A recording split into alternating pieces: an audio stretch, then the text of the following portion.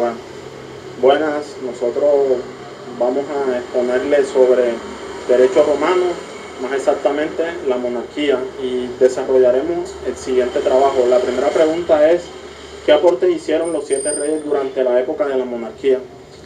Bueno, Rómulo 753 al 717 a.C. Rómulo dividió a la población romana entre hombres fuertes y aquellos no aptos para combatir. Los combatientes constituyeron las primeras legiones romanas, mientras que el resto se convirtieron en los plebeyos de Roma, y de todos ellos, Rómulo seleccionó a 100 de los hombres de más alto linaje como senadores. Estos hombres fueron llamados patres, y sus descendientes serían los patricios, la nobleza romana, tras la unión entre romanos y sabinos. Rómulo agregó otros 100 hombres al Senado. También bajo el reinado de Rómulo se estableció la institución de los augures como parte de la religión romana, así como la comitia curiata. Rómulo dividió a la gente de Roma en 3 tribus: romanos, sabinos y el resto lúceres. Cada tribu elegía a 10 curias, comunidad de varones, aportando además 100 caballeros y 10 centurias de infantes, cada una conformando así la primera legión de 300 jinetes y 300 infantes. Ocasionalmente podía convocarse una segunda legión en caso de urgencia. Después de 36 años de reinado, Rómulo había librado numerosas guerras, extendiendo la influencia de Roma por todo el Lacio y otras áreas circundantes. Pronto sería recordado como el primer gran conquistador, así como uno de los hombres más devotos de la historia de Roma. Tras su muerte a los 54 años de edad, fue divinizado como el dios de la guerra, Quirino, honrando no solo como uno de los tres dioses principalmente de Roma, sino también como la propia ciudad de Roma divinizada. Numa Pompelio, del 716 al 674 a.C. Numa reformó el calendario romano, ajustándolo para el año solar y lunar, añadiendo además los meses de enero y febrero, hasta completar los 12 meses del nuevo calendario. Instituyó numerosos rituales religiosos romanos, como el de los Sali, designado además un Flamen Majoris como sacerdote supremo de Quirino. El Flamen Quirinalis organizó el territorio circundante de Roma en distritos para una mejor administración y repartió las tierras conquistadas por Rómulo entre los ciudadanos, a la vez que se le atribuye la primera organización de la ciudad, gremios u oficios. Numa fue recordado como el más religioso de todos los reyes, por encima incluso del propio Rómulo. Bajo su reinado se erigieron templos a Vesta y Jano. Se consagró un altar en el Capitolio al dios de las fronteras, Terminus, y se organizaron los flamines, las vírgenes vestales de Roma y los pontífices, así como el Collegium Pontificum. La tradición cuenta que durante el gobierno de Numa, un escudo de Júpiter cayó desde el cielo con el destino de Roma escrito en él. El rey ordenó hacer 11 copias del mismo, que fueron reverenciadas como sagradas por los romanos. Como hombre bondadoso y amante de la paz, Numa sembró ideas de piedad y de justicia en la mentalidad romana. Durante su reinado, las puertas del templo de Jano estuvieron siempre cerradas, como muestra de que no había emprendido ninguna guerra a lo largo de su mandato. Tras 43 años de reinado, la muerte de Numa ocurrió de forma pacífica y natural. Tulio Tillo, del 673 al 642 a.C. Deseaba Tulio Niegas guerras, que incluso fomentó otros conflictos contra los sabinos, de forma que puede decirse que fue durante su reinado cuando el pueblo romano adquirió los deseos de nuevas conquistas a costa de la paz. El rey sostuvo tantas guerras que descuidó la atención a las divinidades, por lo cual, según sostiene la leyenda, una plaga se abatió sobre Roma, hallándose el propio rey entre los afectados. Cuando Tulio solicitó la ayuda de Júpiter, el dios respondió con un rayo que redujo a cenizas tanto al monarca como a su residencia. A pesar de su naturaleza beligerante, Tulio Stilo seleccionó a un tercer grupo de individuos que llegaron a pertenecer a la clase patricial de Roma, elegidos de entre todos aquellos que habían llegado a Roma buscando asilo y una nueva vida. También erigió un nuevo edificio para albergar al Senado. La curia que existió durante 5 siglos tras la muerte del rey, cuyo reinado llegó a su fin tras 31 años de duración. A continuación seguiremos explicándole Anco Marcio del 641 al 617 a.C.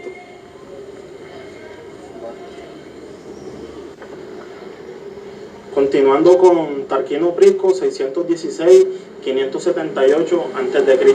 Bueno, luego de obtener ese gran botín en sus campañas militares para conseguir grandes monumentos en Roma, entre estas obras se destaca el gran sistema de alcantarillado de la ciudad, la cloaca Máximo, cuyo fin fue drenar las aguas de un pequeño arroyo del Tíber que solían estancarse en los valles situados entre las colinas de Roma y en lugar de las antiguas marismas.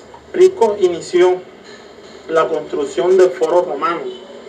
Otra de las innovaciones del rey fue la creación del foro romano. Entre las innovaciones del rey fue la creación de los Juegos Romanos. El más célebre de sus proyectos de construcción fue el Circo Máximo, un gran estadio que alberga carreras de caballos, que es hasta la fecha mayor de todos los elegidos en el mundo. Prisco continuó el Circo Máximo con la construcción de un templo fortaleza sobre la colina del Capitolio consagrado al dios Júpiter. Desgraciadamente fue asesinado tras 38 años de reinado por los hijos de su predecesor, Anco Marcio. Antes incluso de que el templo estuviera acabado, su reinado es recordado además por haber introducido los símbolos militares romanos y los cargos civiles, así como la celebración del primer triunfo. Bueno, Servio Tulio, año 578-534 a.C. Las 4 regiones de Roma establecidas por Servio Tulio tras la muerte de Prisco, su yerno Servio Tulio le sucedió el trono, siendo el segundo rey de origen etrusco que gobernaba a Roma. Como su suegro anteriormente, Servio libró varias guerras victoriosas contra los etruscos. Utilizó el botín obtenido de sus campañas para erigir las primeras murallas que cercarán las 7 colinas romanas sobre el Poremio. Las llamadas murallas servianas. También realizó los cambios en la organización del ejército romano. Bueno, alcanzó renombre por desarrollar una nueva constitución para los romanos con mayor atención a las clases ciudadanas. Instituyó el primer censo de la historia, dividiendo a las gentes de Roma en 5 clases económicas, creando además la asamblea centuriada. Utilizó asimismo el censo para dividir la ciudad en 4 tribus urbanas, basadas en su ubicación espacial dentro de la ciudad, estableciendo la asamblea tribal. Su reinado también destacó por la edificación del templo de Diana en la colina del Aventino. Las reformas de Servio Tulio supusieron un gran cambio en la vida romana. El derecho a voto fue establecido con base en la riqueza económica, por lo cual gran parte del poder político quedó reservado a las élites romanas. Sin embargo, con el tiempo, Servio Tulio favoreció gradualmente a las clases más desfavorecidas para obtener de esta forma un mayor apoyo entre los plebeyos, por lo cual su legislación puede definirse como insatisfactoria para la clase patriarcal. El largo reinado de 44 años de Servio Tulio finalizó con su asesinato en una conspiración urdida por su propia hija, Tulia, y su marido Tarquino, su sucesor en el trono. Bueno, Tarquino el Soberbio, 534-509 a.C. El séptimo y el último rey de Roma. Tarquino fue el Soberbio, hijo de Prisco y yerno de Servio. Tarquino también era de origen etrusco. fue durante su reinado cuando los etruscos alcanzaron la cúspide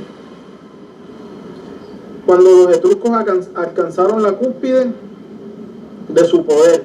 Tarquino usó la violencia, el asesinato y el terror para mantener el control sobre Roma, como ningún rey anterior los había utilizado, derogando incluso muchas reformas constitucionales que habían establecido sus predecesores. Su mejor obra para Roma fue la finalización del templo de Júpiter iniciado por su padre Prisco. Tarquino abolió y destruyó los santuarios y altares sabinos de la roca Tarpeia, enfureciendo de esta forma tal el pueblo romano. El punto crucial de su tiránico reinado sucedió cuando permitió la violación de Lucrecia, una patricia romana, por parte de su propio hijo Sexto, un pariente de Lucrecia y sobrino del rey Lucio, Junio Bruto. Bueno, tras la expulsión de Tarquino, todo esto que les acabo de decir, fomentó la expulsión de Tarquino del espacio de la ciudad romana por el Senado. Tras la expulsión de Tarquino, el Senado decidió abolir la monarquía, convirtiendo a Roma en república en el año 509. Lucio Junio Bruto y Lucio Tarquino Palatino, sobrino de Tarquinio y viudo de Lucrecia, se convirtieron en los primeros cónsules del nuevo gobierno de Roma, y que a la larga lograría la conquista de casi todo el mundo mediterráneo y que perduró durante casi 500 años hasta la ascensión de Julio César y César Augusto. Continuando con los argumentos del taller, vamos con la segunda pregunta. Explicarán los siguientes elementos de la reforma serviana. ¿Quién la instauró? ¿En qué consiste? ¿Y cuáles fueron los objetivos de esta reforma? Como todos sabemos, la reforma serviana está atribuida a Servio Tulio. El penúltimo de los reyes etruscos, Servio Tulio hizo muchas importantes reformas políticas, administrativas y militares y financieras que recuerdan la constitución de Solón. La ciudad fue dividida en 4 barrios o tribus. Reorganizó el servicio militar de la época. La ciudad se distribuyó en 5 clases. Según la cuantía de la fortuna indicadora. ¿Qué más se puede decir de la reforma serviana? Se pueden decir que, él organizó el ejército. Hasta entonces se había compuesto probablemente de una caballería de patricios y una infantería de plebeyos. Quedó formado por 193 unidades de centurias de desigual volumen, aunque acaso originalmente fueron compañías de 100 soldados bajo un centurión, reclutadas en esta proporción: 18 centurias de caballeros, 80 centurias de la clase 1, 20 centurias de la clase 2, 20 centurias de la clase 3, 20 centurias de la clase 4, 30 centurias de la clase 5, 2 centurias de carpinteros y herreros y una centuria proletaria o capite censi. Salvo estas últimas 5 o 6 centurias, las demás componían un número igual o hasta menor de ellos en 5 años para el servicio de cada campaña. Esa división financiera y militar sirvió para organizar los impuestos, las aportaciones personales. Los hijos de la familia incapaces del patrimonio activo figuraron en la clase de pater para el servicio militar, pero no tributaron. Se estableció el tributum essensum, calculado sobre el capital de cada ciudadano. Los soldados cobraban del contribuyente o procedían contra sus bienes. Pagaban el tributo no solamente los propietarios de territoriales, sino los demás ciudadanos propietarios que no formaban parte de la época. Sí, eso se puede decir que fue todo lo de la segunda pregunta. Continuando con los argumentos del taller, analizamos la tercera pregunta, la cual nos habla o nos pregunta en qué consisten los siguientes colegios: colegio de los auguros, colegio de los pontífices, colegio de los oficiales y colegio de los vestales. En En el caso de los augures, se denominaron en un principio auspices. Se decía que Rómulo lo había instituido, formando un colegio de 3 en honor a las tribus ranenses, tatienses y luceres, en que dividió el pueblo romano. Servio Tulio aumentó un augur más después entre 454 y 300 años antes de Cristo. En el caso de los pontífices, eran considerados personas sagradas, es decir, la tradición hacia Numa Pompilio, el fundador de su colegio, establecido con 4 pontífices escogidos de entre los patricios más ilustres, hasta que por instigaciones de los tribunos entre los años 454 y 300 años antes de Cristo, los cónsules Apuleyo Pansa y Valerio Corvo crearon otros 4 pontífices, pero de extracción plebeya, desde Sila, que aumentó el número a 15. Empezó la distinción entre pontífices, llamándose mayores a los 8 antiguos y menores a